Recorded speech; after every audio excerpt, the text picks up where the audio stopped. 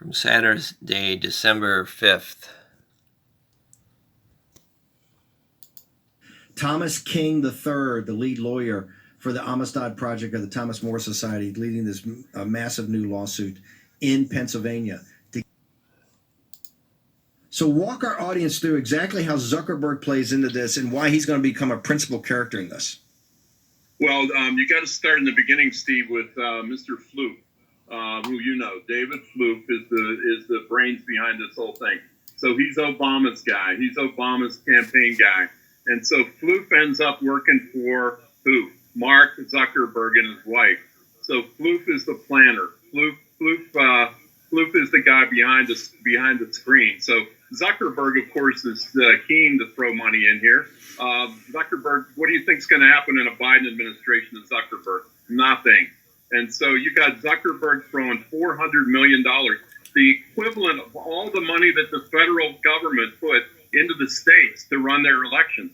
So the money comes in through Zuckerberg. The money is used for all sorts of things.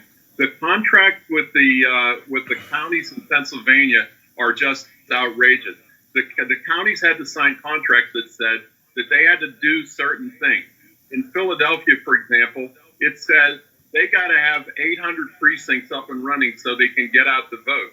And if they don't do that, there's a clawback provision that says Zuckerberg can get his money back. I mean, how in the world could government enter into a partnership to do something like counting the votes? It'd be like entering